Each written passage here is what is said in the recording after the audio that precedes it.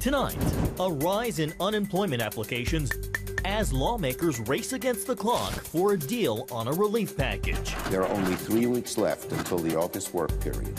We don't have time for this mess. The latest on Capitol Hill. Plus, President Trump has said enough. We're not gonna allow this to continue to happen. U.S.-China relations reaching a boiling point, and why a new mosque has a well-known NBA player crying foul over religious freedom against Turkey's president. All this and more tonight on Faith Nation.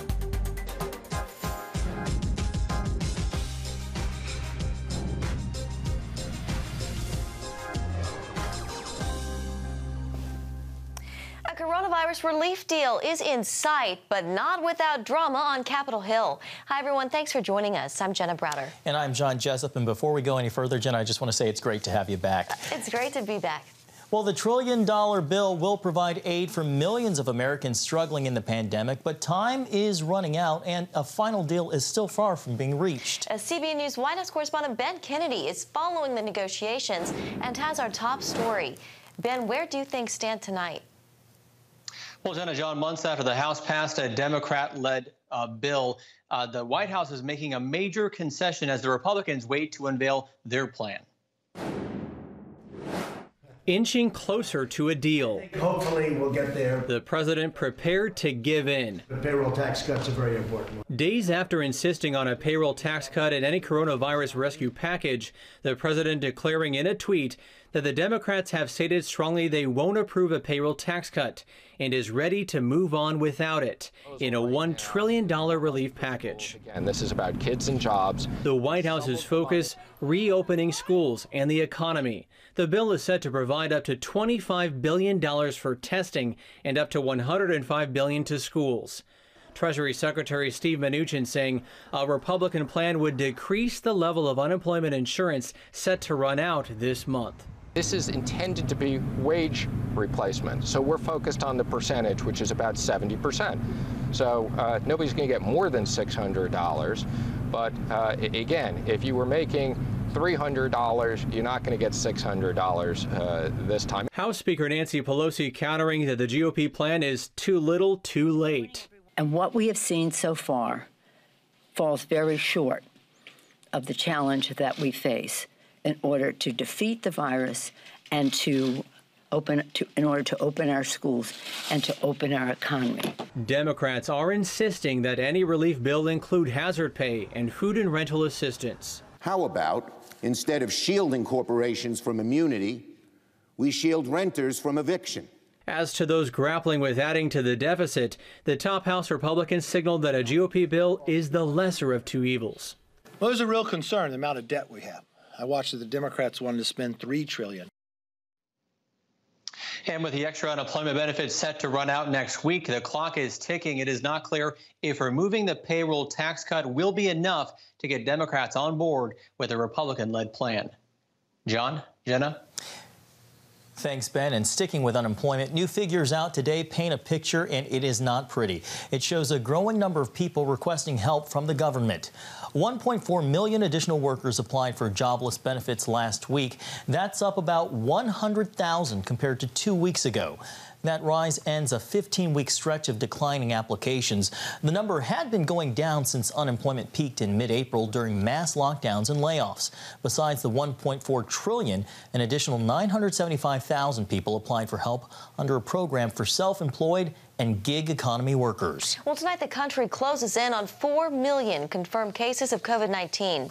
Data from Johns Hopkins University shows nearly a quarter of those coming in just the last 15 days. Among the cases, more than 143,000 deaths in America and north of 1.2 million recoveries. Even with a surge in new cases, President Trump continues to push for schools to reopen this fall. But coronavirus task force members say they need more data to be sure it's safe. What we're really trying to do right now is to really look at what the antibody levels are already in children under 18. So we're launching a very large sero survey across all age groups to really understand where has this virus been, who has is infected, who is infectable, and who is transmitting the virus. While many states are setting record-setting numbers of infections, research compiled by the Washington Post shows 21 states report decreasing or flattening rates of positive tests. Tonight, more money for the U.S. military. The Senate passed a massive funding bill for the Department of Defense. The $740 billion measure calls for a 3% pay raise for military personnel and requires military bases bearing the name of Confederate leaders to be changed. The House passed the bill earlier this week. President Trump had threatened a veto over the name change provision, but the Senate overwhelmingly approved the measure today in a vote 86-14. The House and Senate must now reconcile their competing versions before it's sent to the president's desk. Another health crisis is devastating America's military. It's not COVID or cancer or heart disease. It's suicide. And for 5 years now, Jenna, in a row, the suicide rate among America's servicemen and women has gone up, and it's affecting everyone from current troops to veterans and even their families. That's why Second Lady Karen Pence recently helped launch a new campaign to combat veteran suicide. Today, she spoke with CBN's chief political analyst, David Brody, and David joins us now with more. David, what is behind this Second Lady's latest move? Well, you have to understand here with COVID-19, this is actually a very good opportunity to talk about despondency and isolation. And a lot of people feeling a lot of fear. There's an unknown, and there's a prevents program, PREVENTS, prevents, that Karen Pence, the Second Lady of the United States, heads up. And one of the key things here is that she wants to make sure the stigma attached to suicide isn't necessarily so horrible. In other words, the point here is that when it comes to suicide, look, the reality is that we all at times can have suicidal thoughts, and we shouldn't necessarily stigmatize certain folks out there. Now, from a veteran standpoint, 20 veterans a day commit suicide. That is a staggering number, something Karen Pence and I talked about, especially regarding stigma. I saw my role as a way to say, let's end the stigma and let's start the conversation. You know, David, everybody has risk factors for suicide, every single one of us. And so it's important to know the risk factors and then your protective factors. And so Prevents started July 7th, a new campaign called Reach. We want people to know they can reach out for help, or we can reach out to someone and ask them if they need help. And one of the main points involved in the Reach campaign is letting people know their risk factors. And one of the risk factors right now is isolation. And that talks to all of us, yes. So right now, I just feel like we have an opportunity to talk about the stigma of mental health and mental illness and suicide thoughts and how to prevent suicide, because all of us are dealing with some kind of anxiety or pressure or fear. And so what better time to say, it's okay to say you're not okay. You know, Karen Pence spending a lot of her energy on mental illness. We know about art therapy. She's an art teacher for 20 plus years. And so it's really near and dear to her heart. David, we do know that the Pences, of course, have a deep faith. How does that play into what the Second Lady is doing here? Well, it's huge, Jenna. Hope. Her faith gives her hope, the faith in Jesus. We did talk about that and understand that this weekend is a big push with the Prevents program. They want to get the faith community and many of these sermons to be talking about suicide, to get it out in the open and have discussions. And this is what she said about hope in Jesus. Congress has been trying for a very long time to try to solve this, throw more money at it. We know it's a bottom-up approach. So what's your message to folks in terms of the hope factor here, especially as it relates to faith? Because, Congress is not going to give anybody hope. This town doesn't give many people hope in terms of what Congress does.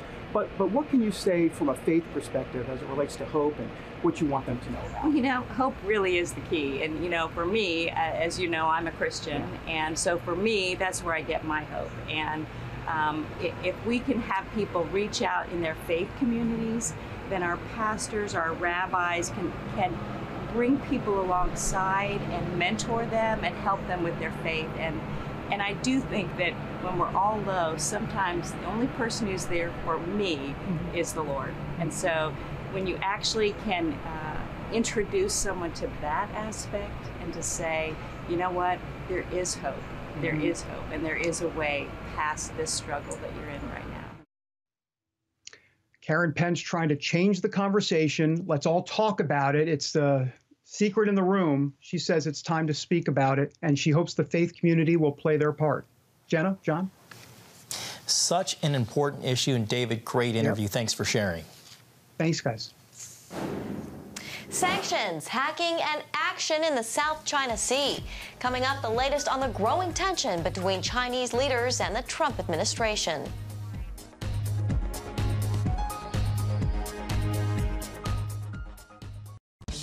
Introducing the CBN Bible from CBN.com.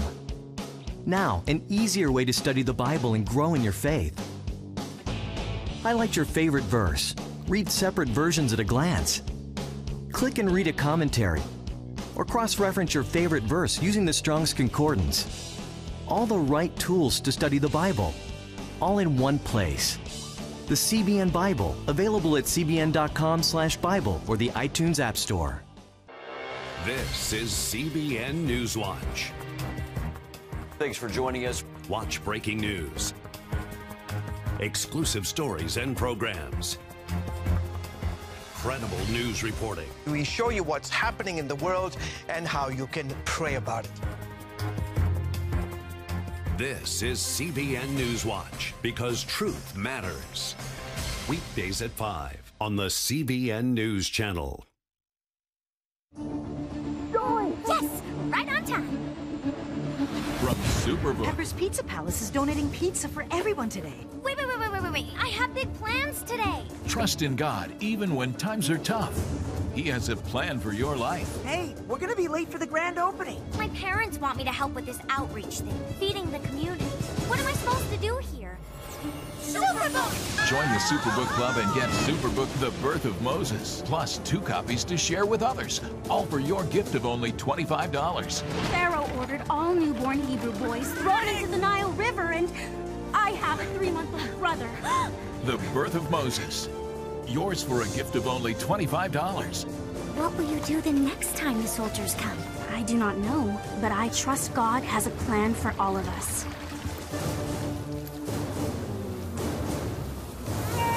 Superbook Club members, free streaming for seasons 1, 2, and 3 is now available.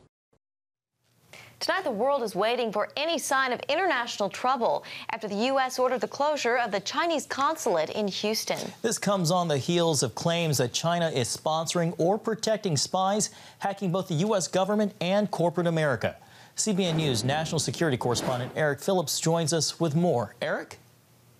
Well, John and Jenna, right after the order to close the consulate came reports of workers burning documents and metal barrels there. Now, the man in charge says it's standard procedure for foreign compounds, diplomatic compounds, to burn internal documents before leaving a foreign post.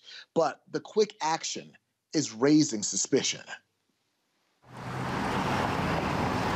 The latest move in this looming showdown between superpowers shook up the Chinese consul general. You're very angry. Yeah.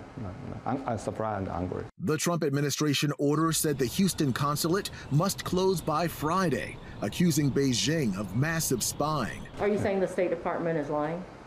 I didn't mention that. I think if you want to make accusation for us, give us some evidence. The order follows a grand jury indictment of 2 Chinese nationals for hacking into American pharmaceutical and biotech companies. While records show the men have been after intellectual property for more than a decade, the most recent charge is related to coveted coronavirus vaccine information.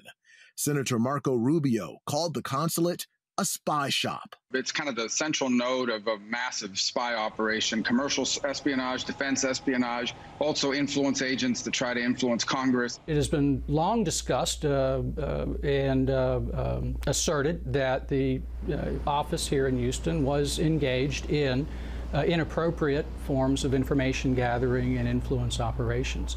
It's not necessarily surprising. One would expect foreign governments to be very aggressive in collecting information that would be helpful to their own national interests. China calls the closure a political provocation, and experts predict retaliation. It is important to note that China certainly from the perspective of the Trump administration, is a true economic and global power.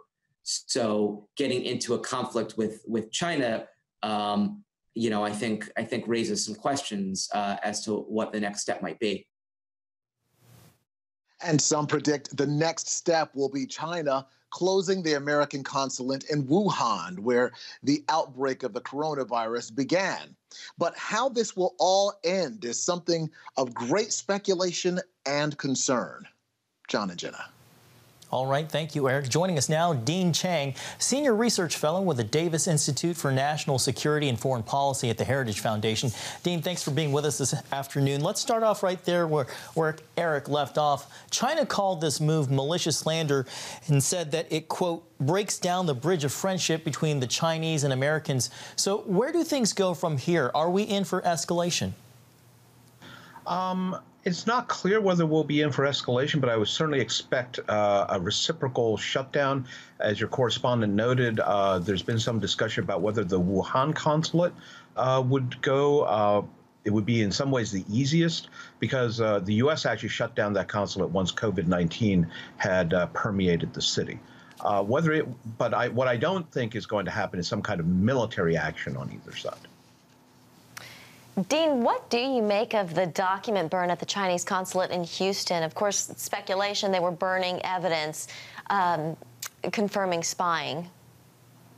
Well, the U.S. State Department only gave the consulate apparently a few hours' notice that they would have to leave by Friday.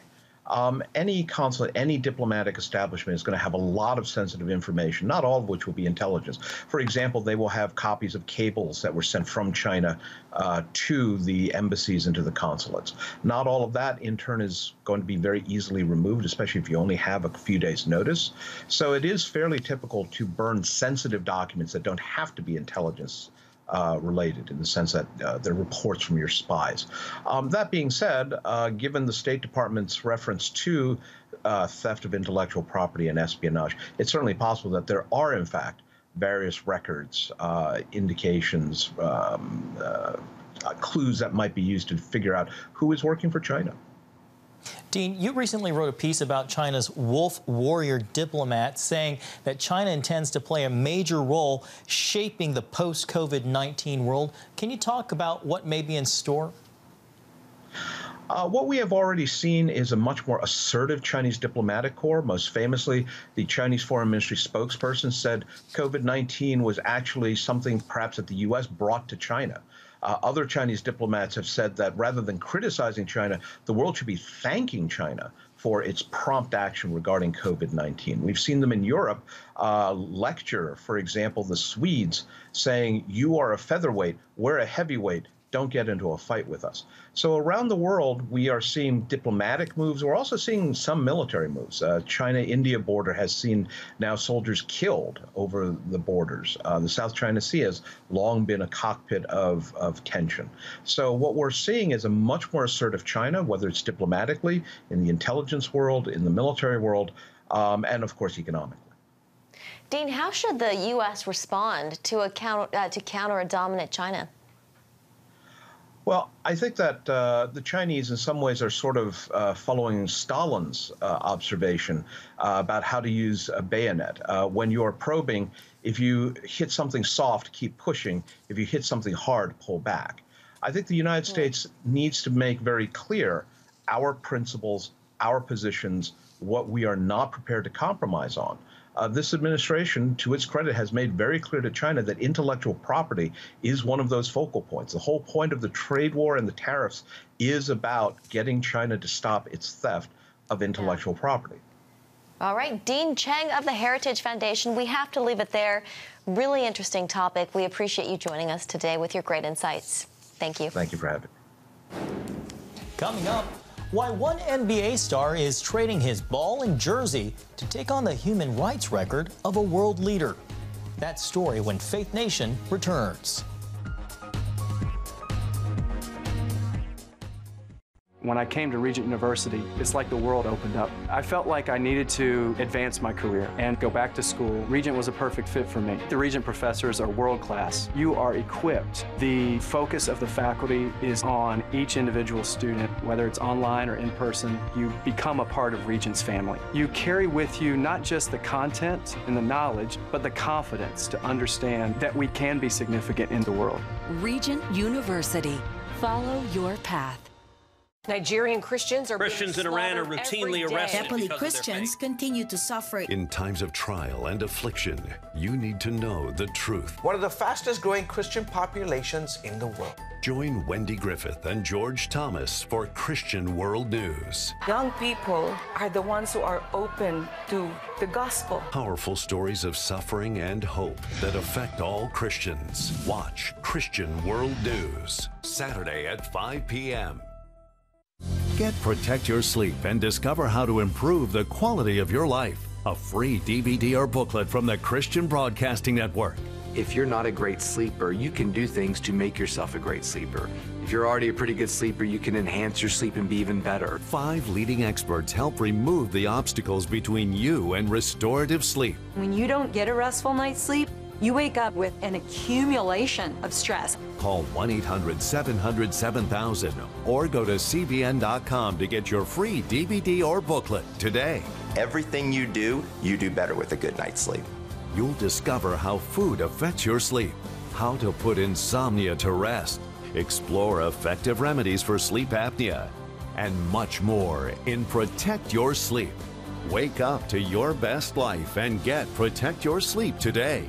Call 1-800-700-7000 or go to CBN.com to get your free DVD or booklet. Welcome back. This Friday, for the first time in nearly 90 years, the Hagia Sophia Mosque in Istanbul, Turkey, will open to Muslim prayers by order of President Recep Erdogan. The move is seen as part of a wider vision to expand Erdogan's influence in the region and in the Muslim world. And it comes with a lot of criticism from both world leaders and a major NBA star who the Turkish president has personally threatened. CBN News Middle East Bureau Chief Chris Mitchell explains why he's speaking out.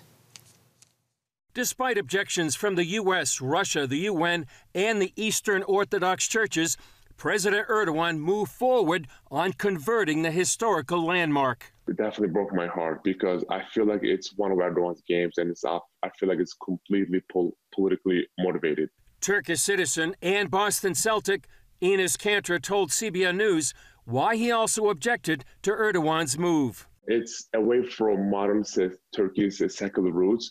And also, Turkey has enough mosques around that area, and they're not even half full. So why would you convert another church to a mosque? A Muslim, Kanter is devoted to dialogue and reaching out across religious, ethnic, and cultural barriers. I feel sad for all my Christians, my brothers and sisters out there, because the Hagia Sophia was a World United Nations heritage site. So as a Muslim, I'm deeply pained by the decision. When I was in Turkey, I had so many Christian friends, and they're actually one of the most humble and one of the most, this kind of people I have ever met. For years, Kanter, a human rights advocate, has spoken out against Turkey's human rights record. Turkey is the number one in the world that put the most journalists in jail. That shows that there is no freedom of speech in Turkey. Religion or expression, there is no democracy or human rights. And just because I talk about these issues, Turkish government basically declared me as a terrorist. I actually answered them back and said, only thing I terrorize is the basketball rim. This outspokenness has cost Kanter and his family a price. His father has spent 7 years in and out of jail. I get death threats almost every day. Yesterday, I actually posted a couple of them on my social media, but in America, I'm safe. But Turkish government put my name on Interpol. So it's just because I'm not an American citizen yet. If I leave America, then they can deport me back to Turkey. So I'm just waiting to be an American citizen. Kanter becomes an American citizen next year, and for him, it's about speaking out for those unseen and unheard. You guys know my story because I play in NBA, but there are thousands of stories out there. Their situation is way worse than mine. That is one of the biggest reasons that I'm still spoken about what's happening in Turkey, just because there's so many people in jail right now waiting for help. Chris Mitchell, CBN News, Jerusalem. Thanks, Chris. Israel may be on the brink of another nationwide coronavirus lockdown. Today, a special advisory committee met for a second time this week to discuss the prospect. It comes as the Holy Land hits a record number of people contracting the disease. Just over 2,000 new cases were confirmed Thursday. That is the highest daily rate seen since the beginning of the pandemic. Recently, the Israeli health minister warned a new lockdown could come if cases exceed 2,000 a day. Well, from fighting the pandemic to throwing curveballs. Still ahead, who's getting called up to pitch at tonight's Washington Nats baseball game?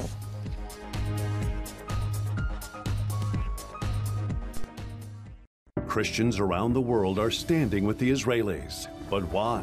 In CBN's free magazine, Friends of Israel, you'll discover why Christians are supporting the Jewish state, how Israel is fulfilling prophecy as a light to the nations, and ways you can pray for the people of Israel. Israel needs the support of friends like you. Call now or go to cbn.com to get your free copy of Friends of Israel. Heavenly Father, we do thank you for the work of your Spirit, Lord God, with this movement of getting the Bible, yes, Lord, into public schools.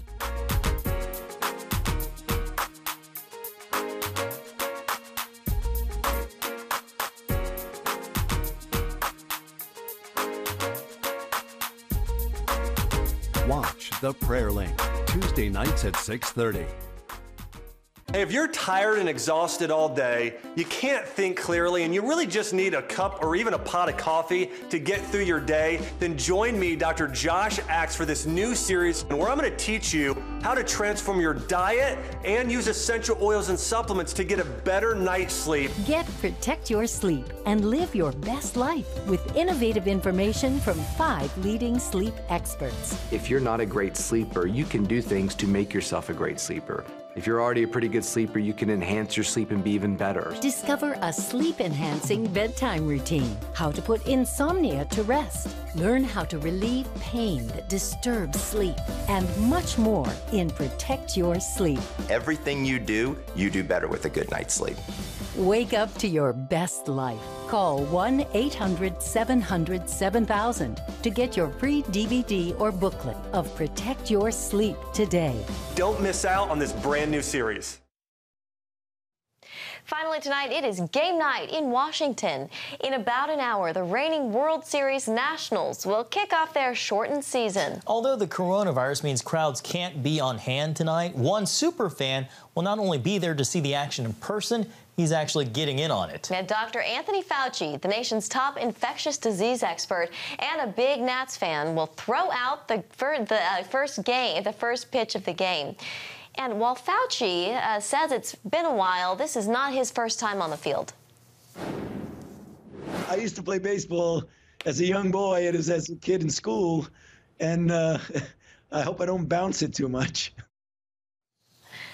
I'm sure he'll be just fine. Well, Dr. Fauci is a longtime Nats fan. He's even been seen on Capitol Hill testifying wearing a mask covered in that Nats logo. Jenna, I'm looking forward to seeing his pitching arm. I know. Play ball and go Dr. Fauci. That's going to do it for Faith Nation. Have a great evening.